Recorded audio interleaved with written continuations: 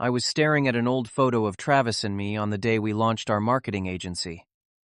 His arm around my shoulder, champagne glasses raised high, both of us beaming with hope. We built everything from nothing, working side by side for years. Lately, though, something felt different about him. Travis knew all my secrets, my dreams, my family troubles. He was more than just a business partner. Sometimes the people closest to you are the ones you should watch most carefully. Before I tell you how my best friend destroyed everything we built, let me know where you are watching from and hit subscribe if you have ever trusted someone who did not deserve it. Growing up in a middle-class neighborhood in Chicago, I never imagined I would one day run my own business.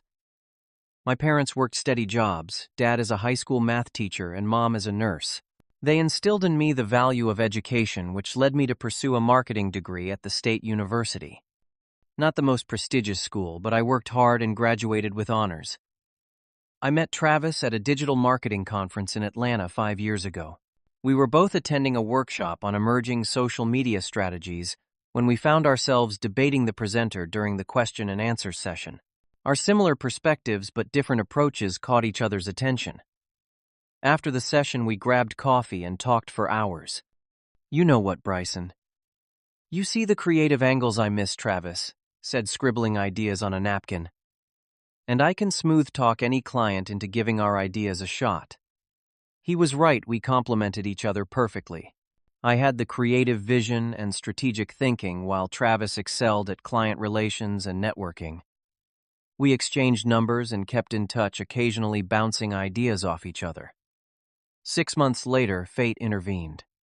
The marketing firm I worked for merged with a larger company, resulting in a wave of layoffs, including me. When I called Travis to vent, I discovered he had suffered the same fate at his company just 2 weeks earlier. "This is it, Bryson," he said over the phone, excitement evident in his voice. "This is our sign. We should start our own agency." The idea was terrifying, yet exhilarating. Within a month, we had drafted a business plan, pooled our severance packages, and registered our company, Pinnacle Marketing Solutions. Those early days were both grueling and magical. We worked from my one-bedroom apartment with laptops perched on my dining table and whiteboard leaning against the wall. Lunch consisted of ramen noodles, and dinner was whatever pizza place had the best deal that day. We spent hours cold-calling potential clients, facing rejection after rejection. 127 calls today. Travis sighed one evening, loosening his tie. Not a single solid lead. "Tomorrow we try again," I said, passing him a beer. "Someone will give us a chance." That chance came 3 months in.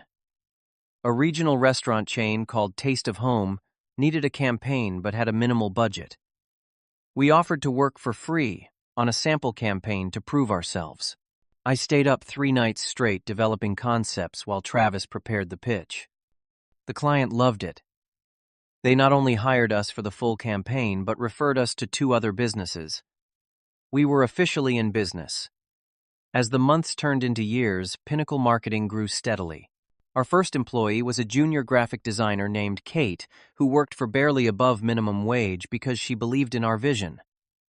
6 months later, we hired a content writer, then an account manager.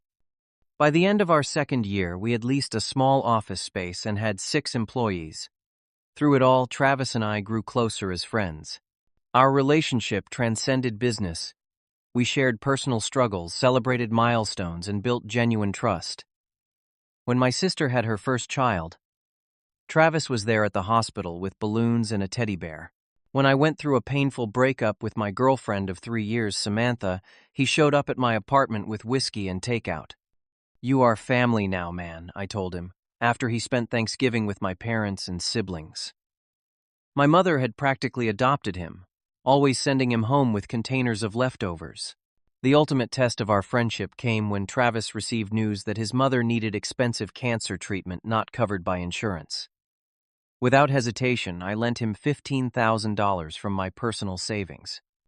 "I will pay you back every penny, I swear," Travis said, eyes watering as he hugged me.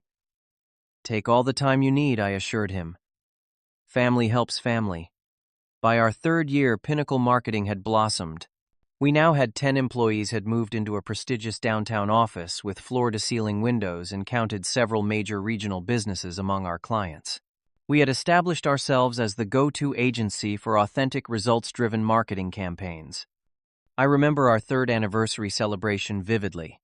We rented a rooftop bar, invited all our employees, clients, and friends. Travis raised a toast that still echoes in my mind, to Bryson, the most talented and trustworthy partner anyone could ask for. We started this dream with nothing but hope and determination. Today, we are living proof that when you find the right people to build with, anything is possible. If only I had known then what those words really meant. The first sign something was off came about 4 months after our celebration. Travis missed an important client meeting claiming his car broke down. Not a big deal until it happened again the following week with a different excuse. Sorry, Bryson. Dentist emergency. Cracked a tooth on a popcorn kernel he texted 30 minutes before a strategy presentation with our second largest client. I covered for him, of course. That is what partners do. But when I asked about his tooth later, he seemed momentarily confused before touching his jaw and wincing dramatically. Then came the unexplained absences. Travis, once the first to arrive and last to leave, now regularly disappeared for hours during workdays. His explanation was always vague personal errands or meeting with potential new contacts. One afternoon, I walked into his office to discuss a campaign concept. He was on a call but quickly ended it when he saw me. Who was that? I asked casually. Nobody important. Just checking on my mom, he replied, closing his laptop with unusual haste. I might have believed him if I had not noticed the spreadsheet on his screen before it disappeared. A spreadsheet that looked nothing like our usual client tracking documents. The real alarm bells started ringing when Paul Fletcher, CEO of Fletcher Automotive Group, and our biggest client mentioned something strange during our monthly review meeting. I have to say, Bryson, I was uncertain about the change in direction Travis proposed, but the numbers speak for themselves. I maintained my professional smile while my stomach dropped. Which change in direction are you referring to specifically? We like to make sure we are all aligned. Paul looked confused. The pivot to the younger demographic. With the performance car models, Travis said it was your brainchild, but that you were too busy with other accounts to handle it personally. I had never heard of this pivot. This was a direct violation of our partnership agreement. All major strategy changes required both our approvals. That evening, Jessica, our office manager, knocked on my door after everyone had left. Bryson, I do not want to cause problems, but something weird is happening with the invoicing, she said, placing several documents on my desk. These 4 clients were billed from a different account number last month. When I asked Travis about it, he said it was a temporary measure to separate tax obligations. Is that something you approved? I had not. But I thanked Jessica and told her I would handle it. That night, I could not sleep. I kept telling myself there had to be a reasonable explanation. The next morning, I approached Travis in the kitchen as he made coffee. Hey, we need to talk about the Fletcher account and some invoicing questions, I said, trying to sound casual. Travis did not meet my eyes. Cannot do it now, Bryson. I have a breakfast meeting downtown. Let us catch up tomorrow. This cannot wait until tomorrow. Paul mentioned strategy changes I knew nothing about. Travis sighed, finally looking at me. It was a small adjustment not worth bothering you with. You have been stressed lately. I was trying to take some weight off your shoulders. His explanation seemed thoughtful on the surface, but something in his tone felt rehearsed. Still, I wanted to believe him. Next time, run it by me first, okay? Partnership means transparency. He clapped me on the shoulder. Of course. My bad. We will talk more tomorrow, I promise. But that talk never happened. Travis was conveniently booked with meetings for the next 3 days. The sense of unease grew when I overheard something disturbing. I had stopped by the office on a Sunday to catch up on work and heard voices from the restroom. I recognized Travis's voice immediately. We need to move forward separately. Next month at the latest, he was saying. Everything is already in motion. When the bathroom door opened, Travis looked shocked to see me. The person with him was Alan Green, a marketing consultant we had occasionally contracted, and definitely not someone Travis should be having secretive Sunday meetings with. Weekend planning session, I asked, not bothering to hide my suspicion. Alan had some insights on the Westfield campaign, Travis said smoothly. We just happened to both be working today.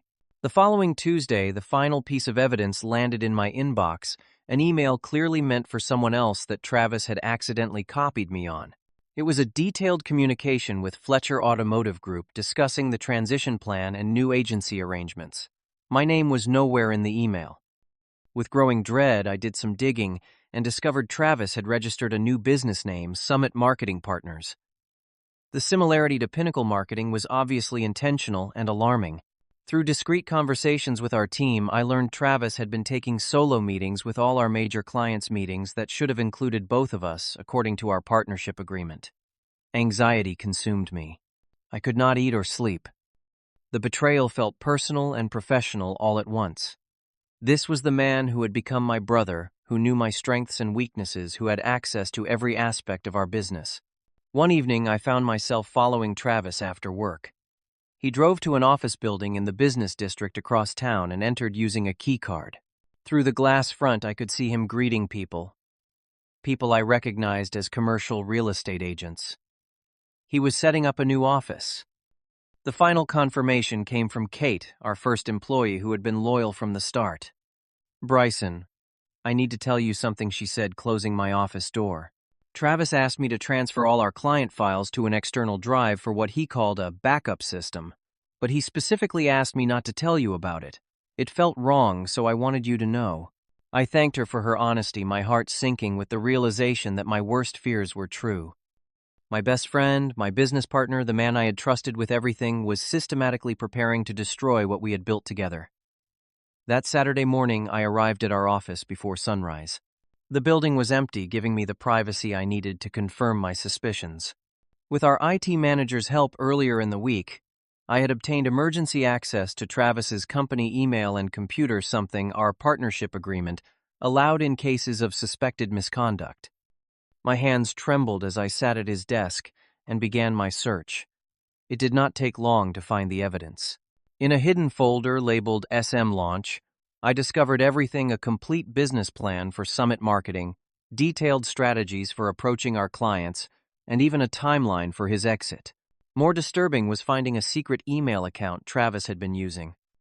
The messages revealed he had been systematically meeting with our top clients for months, suggesting they transfer their business to his new agency once it launched. His pitch was calculated and cruel. He claimed I was losing my creative edge and becoming complacent, while positioning himself as the true visionary behind our successful campaigns. One email to Fletcher Automotive was particularly painful to read, Paul, as we have discussed. "Bryson has been increasingly disconnected from the creative process. The campaigns you have loved these past 6 months have been my work entirely. When I launch Summit Marketing next month, I can promise you the same quality without the limitations Bryson imposes." My throat tightened as I scrolled through file after file. There was a signed lease for office space, the building I had seen him entering. He had already furnished it and set up workstations. He had copied our entire client database, including proprietary campaign strategies I had developed. Most shocking was discovering Travis had been secretly recruiting our employees. 3 key team members, including our top account manager and lead designer, had already given verbal agreements to join his new venture. Their resignation letters to me were drafted and dated for the following Friday. The betrayal cut deeper when I found a recorded phone conversation. Travis apparently recorded all his calls, something I never knew. In it, he was speaking to Alan Green, the consultant I had caught him with. "Bryson has no idea what is coming," Travis laughed on the recording. "By the time he figures it out, we will have the top 10 clients and the best staff. He can have the scraps." I sat back in the chair, physically ill. 5 years of friendship. Countless late nights building our business. Family holidays together. The $15,000 I had loaned him for his mother's medical bills, which according to his financial records had never been used for that purpose. The tears came without warning. Alone in our office, surrounded by evidence of such calculated betrayal, I broke down completely. The pain was unlike anything I had experienced before, not just the loss of the business we had built, but the realization that our entire friendship had perhaps been a tactical move on his part from the beginning. Monday morning arrived with a heavy sense of inevitability. I had spent Sunday preparing speaking with our company lawyer, securing our most critical assets, and steeling myself for the confrontation to come. Travis swaggered in at 9:30, coffee in hand, offering casual greetings to the team as though everything was normal. When he saw me waiting in the conference room, something in my expression must have alerted him. "Morning, partner," he said, his smile not quite reaching his eyes. "What is with the serious face?" I closed the door behind him. "Summit Marketing Partners. That is what with the serious face." His expression flickered for just an instant before settling into practiced confusion. "What are you talking about?" "Stop. I know everything, Travis. The secret meetings, the client, poaching, the staff recruitment. I have seen the emails, the business plan, even the lease agreement for your new office." For a brief moment, he considered continuing the charade, then something shifted in his eyes. The mask fell away, revealing a coldness I had never seen before. "Well, save me the trouble of the big announcement," he said with a shrug. "Yes, I am starting my own agency. It is just business, nothing personal." "Nothing personal," my voice was barely controlled. "You have been systematically undermining our partnership, lying to clients about my contributions, and stealing intellectual property we created together." Travis leaned back in his chair, suddenly relaxed now that the pretense was gone. "Look, Bryson, this partnership has run its course. You have been holding me back. Your ideas are getting stale. I deserve more than 50% of a company where I do 70% of the work." "That is not true, and you know it," I said. "This company exists because of both of us, our combined talents, our shared vision." He laughed, the sound harsh and unfamiliar. "Shared vision. Please. You have been riding my client relationships for years. I am the one they trust, the one they want to work with. And the $15,000 I lent you for your mother's treatment, was that business too?" Something ugly flashed across his face. "Consider it an early distribution of profits. My mother's fine, by the way. Never needed treatment. But thanks for the down payment on my lake house." The casual admission of such a profound lie left me speechless.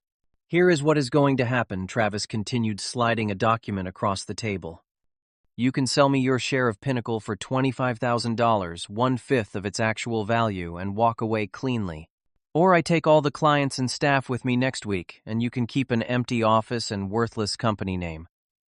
I stared at the paper, then back at this stranger wearing my friend's face. "Why? We built something good together. We were successful." "Because I can be more successful without you," he said simply. "Oh, and I have been dating Samantha for the past 4 months." Samantha. My ex-girlfriend. The relationship that had ended painfully just before our 3rd-year celebration. Another calculated move. I stood up slowly, the final pieces falling into place. "You planned this from the beginning, did not you? All of it." Travis shrugged. "Not from the very beginning. But once I saw the opportunity, yes. Business is about recognizing opportunities, Bryson. Something you never quite mastered." I walked out of the conference room without another word, leaving the buyout offer untouched on the table. The weight of the betrayal was crushing. 5 years of my life, my creativity, my trust, all exploited as stepping stones for someone else's ambition. For 3 days, I did not leave my apartment. I ignored calls from concerned employees, from clients, from family members. The blinds stayed drawn as I alternated between rage, grief, and numbness. The business I had poured my heart into was being systematically dismantled, and I felt powerless to stop it. On the 4th day, my phone rang with a number I recognized. Michael Donovan, owner of Donovan's department stores and our 3rd largest client. Summoning what little professional composure I had left, I answered. "Bryson, what the hell is going on?" Michael asked without preamble. "Travis called yesterday saying, 'You are leaving the business, and he will be handling our account moving forward.' Is that true?" The question hit me like a bucket of cold water. "What?" "No. That is absolutely not true. Travis is the one leaving. He is starting a competing agency, and trying to take clients with him. Michael was silent for a moment. That contradicts everything he told me. He said you had lost interest in the business and were pursuing other opportunities. The blatant lie ignited something inside me. Travis was not just leaving. He was actively distorting reality, damaging my professional reputation in the process. Michael, I need to be completely transparent with you, I said, my voice finding its strength again. Here is what is actually happening. I explained the situation in detail. Michael listened quietly, then said something that changed everything. I figured something was off. His story seemed too convenient. Look, Bryson, we hired Pinnacle because of the work you personally did for us. Travis is good at relationship management, but your creative strategies are what delivered results for us. After ending the call with Michael's assurance that Donovans would remain with me, I sat motionless. His words echoing in my mind, your creative strategies are what delivered results. A realization dawned slowly. I had built this business once from nothing. I could rebuild it. The next morning, I showered dressed professionally for the first time in days and called our company lawyer. He confirmed what I had suspected. Travis's actions constituted clear breaches of our partnership agreement, including misappropriation of company assets and violation of fiduciary duty. We have grounds for an injunction to prevent him from using any Pinnacle materials or approaches with clients, the lawyer explained. And given the evidence you have gathered, his position is legally indefensible. With renewed purpose, I returned to the office. Several employees looked surprised to see me clearly having heard Travis's version of events. I called an immediate all-staff meeting. I know there have been rumors and confusion. I began looking at each face in the room.